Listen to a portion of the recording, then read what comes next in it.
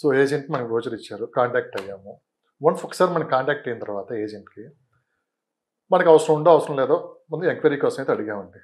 వీళ్ళు రోజు ఫాలోఅప్ చేస్తారు. అవునండి. ప్రతిరోజు ఫాలోఅప్ చేస్తారు. Yes. మేడం ఆఫర్ టైం అయిపోతుంది, అది ఇది రకరకాలుగా చెప్తారు. సరే ఇలాంటి విషయాల్లో కాల్స్ వస్తాయి, డైలీ కాల్స్ వస్తాయి కదా, ఇప్పుడు తీసుకున్న తర్వాత మీరు కొనలేరు, ఇలాంటి ఈ ఆఫర్ ఉంది రకరకాలు మనం మోటివేషన్ చేస్తారు. సో మొత్తానికి ఒక ప్రెజర్ అయితే ఉంటుంది, కొనాలా వద్దా. ఈ టైంలో డైనమాలో పడిపోతాం. అవును. ఇలాంటి విషయాల్లో ఎలాంటి జాగ్రత్తలు తీసుకోవాలి? సార్ ఏదైనా కానీ వాళ్ళు ఎంత తొందర పెట్టినా అందుకే పెద్దవాళ్ళు ఏమన్నారంటే తొందర వద్దు సుందర వదన అన్నారు. వాళ్ళు తొందర పెడుతున్నారని చెప్పేసి మనం తొందరపడ్డాం అనుకోండి, పప్పులో కాలేసినట్టే. పప్పులో కాదు తప్పులో కూడా కాలేసినట్టే. పప్పులో తప్పులో రెండిట్లలో కాలేసిన వాళ్ళు అవుతారు. సామాన్యులు ఏం చేస్తారు సార్, జనరల్గా వాళ్ళు కష్ట జీవితంతో ముందుకు వస్తూ ఉంటారు. కష్ట జీవితంతో అంటే వాళ్ళు హార్డ్ అండ్ మనీని తీసుకొచ్చి ఒకరిని నమ్మి పెడతా ఉన్నప్పుడు మరి ఎన్ని జాగ్రత్తలు తీసుకొని నమ్మి పెట్టాలంటున్నాను నేను. మీరు జాగ్రత్తలు తీసుకోకుండా కనుక ఏదో జస్ట్ వాళ్ళ అర్జెన్సీ క్రియేట్ చేసేసి లేదా ఈ ఆఫర్ క్లోజ్ అయిపోతుందని, రేపటికి రేపు రేటు పెరుగుతుందని చెప్పేసి ఇలాంటివన్నీ అసోసియేట్ చెప్తా ఉంటారు జనరల్గా. తెలుసు కదా మార్కెట్లో ఇదే నడుస్తుంది. 100% అండి. ఇప్పటికి కూడా కొంతమంది ఫాలో అవుతారు, ఇదే స్ట్రాటజీ ఫాలో అవుతా ఉంటారు. వాళ్ళని మనం తప్పు పట్టడానికి లేదు. వాళ్ళు ఏదో సేల్ చేయాలని వాళ్ళ టార్గెట్స్ ఇవన్నీ ఉంటాయి వాళ్ళకి. వాళ్ళ బిజినెస్ వాళ్ళు చేస్తున్నారు. బట్ వాళ్ళ బిజినెస్ వాళ్ళు చేస్తున్నా సరే ఇప్పుడు ఎవరినైతే ఫాలోఅప్ చేస్తున్నామో ఆ పర్సన్ ఎక్స్పర్సన్ అనుకుంటే ఆ ఎక్స్పర్సన్ జాగ్రత్తలు తీసుకోవాలి కదా. ఆయన ఏదో తొందర పెడుతున్నాడని మీరు తొందరపడితే నష్టపోయేవారు. సో అందుకే తొందర పడకుండా జాగ్రత్తలు తీసుకొని మంచి సిచ్యువేషన్స్లో మీరు ఉండాలనుకుంటే ఒక ఎక్స్పర్ట్ని మీరు తీసుకోవాలండి. ఒక ఎక్స్పర్ట్ దగ్గర వెళ్ళి మీరు ఒక అపాయింట్మెంట్ తీసుకోవాలి. ఇన్వెస్ట్మెంట్స్ ఎక్స్పర్ట్స్ ఎవరైతే ఉన్నారో, సార్ నేను ఇట్లా నా దగ్గర ఇంత డబ్బు ఉంది, ఈ డబ్బుని నేను ఎక్కడ ఇన్వెస్ట్మెంట్ చేయొచ్చు, ఏ ప్లేస్లో ఇన్వెస్ట్ చేస్తే నాకు కరెక్ట్గా రిటర్న్స్ వస్తాయి అనే ఆలోచనతో ఆయన ఒపీనియన్ తీసుకున్న తర్వాత నెక్స్ట్ ఈ అసోసియేట్తో మాట్లాడాలి. సోషల్ మీడియా వచ్చిన తర్వాత ప్రతి ఒక్కరు ఎక్స్పర్ట్స్ అయిపోయారు. అవునండి. అవునా? ఇన్ఫ్లుయెన్సర్స్ కూడా ఎక్స్పర్ట్స్ అయిపోయారు. 100%. అవునా? ఇన్ఫ్లుయెన్సర్స్ కూడా ప్రభావం చాలా ఉంది మార్కెట్. ఓ రకంగా సోషల్ మీడియా ఎంత మంచి చేస్తుందో అంతే చెడు కూడా చేస్తుంది. దాని ప్రభావం రియల్ ఎస్టేట్లో కూడా క్లియర్గా కనపడుతుంది.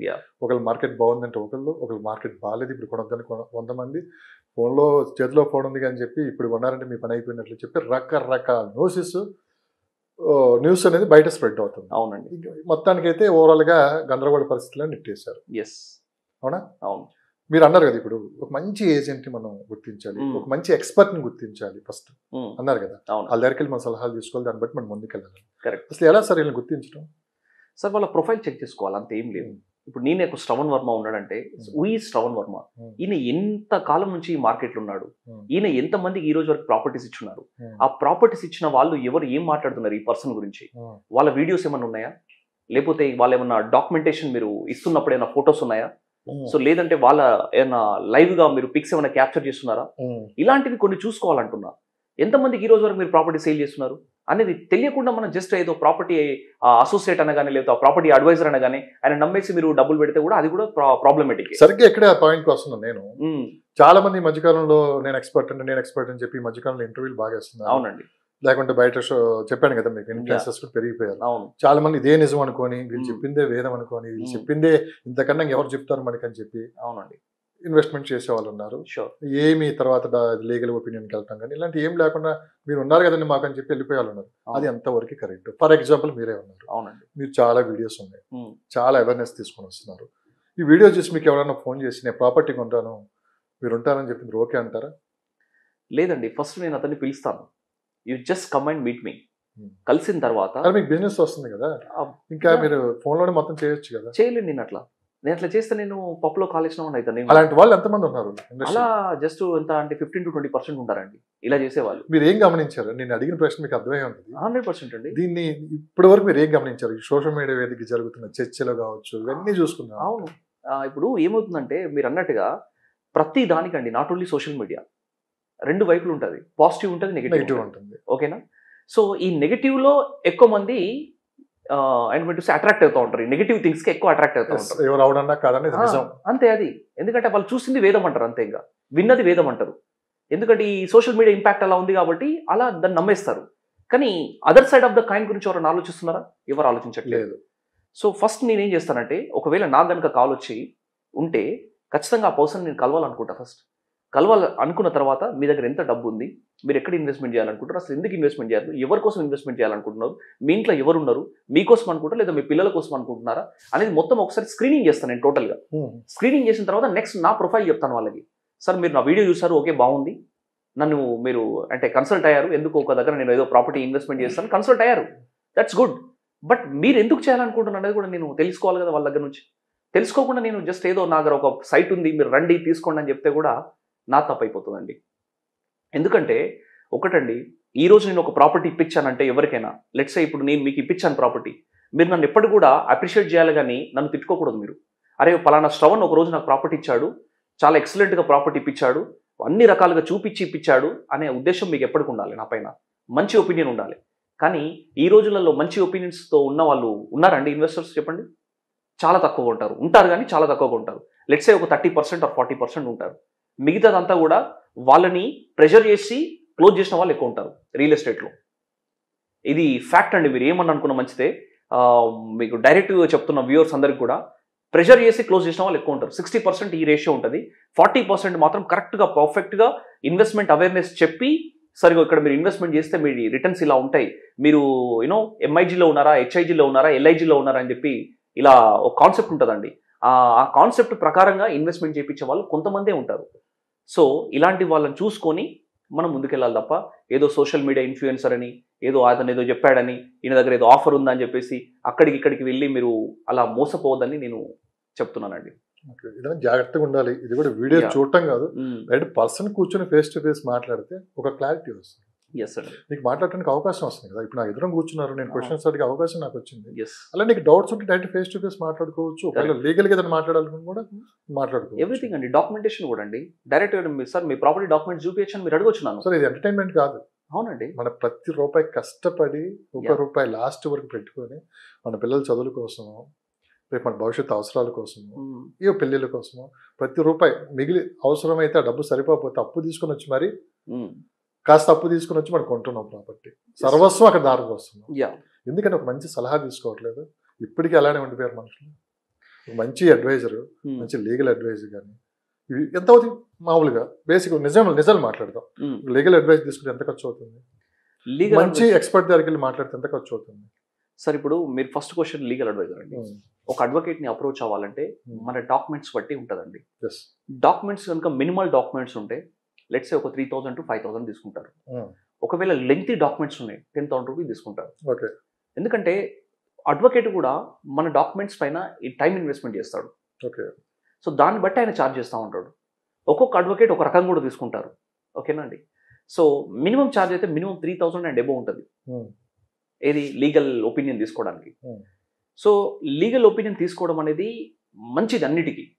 ఎందుకంటే ప్రాపర్టీ ఎటువంటి లిటిగేషన్స్లో ఉంది, అసలు ప్రాపర్టీ పైన ఎటువంటి లోన్స్ ఉన్నాయా ఏందనేది మొత్తం కూడా advocate everything will be cleared by the advocate అండి.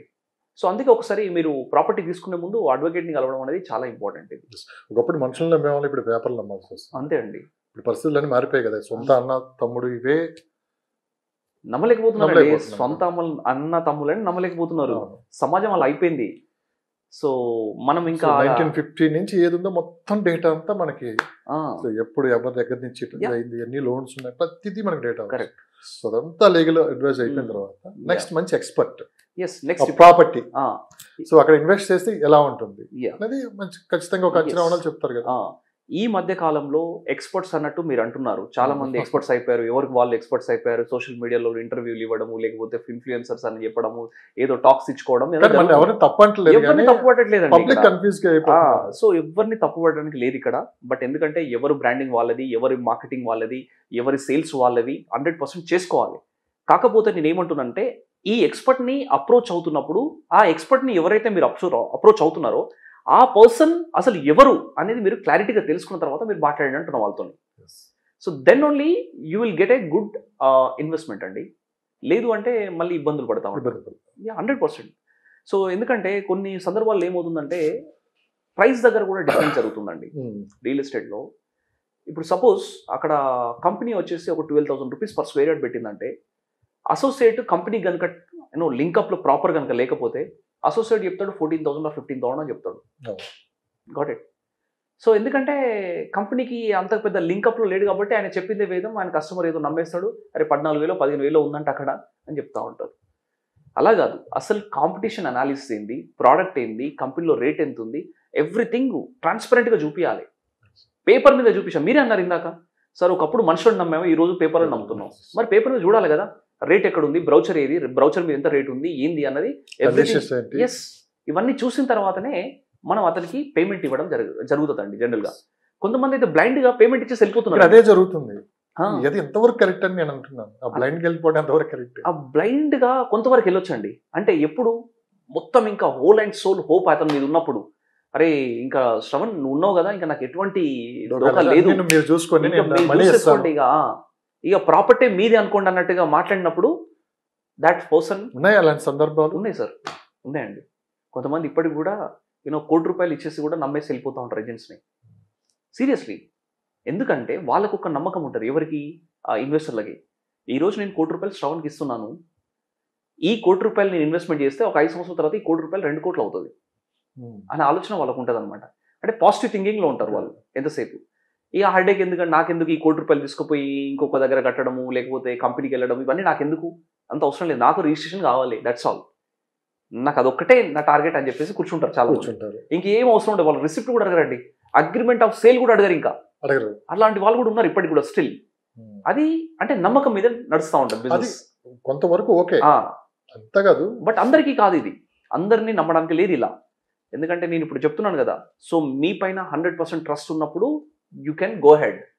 ట్రస్ట్ లేనప్పుడు మాత్రం 100% ఎవరిని నమ్మడానికి లేదు. ఈ రోజులలో ప్రతి ఒక్కరిని క్రాస్ చెక్ చేసుకోవాల్సిందే.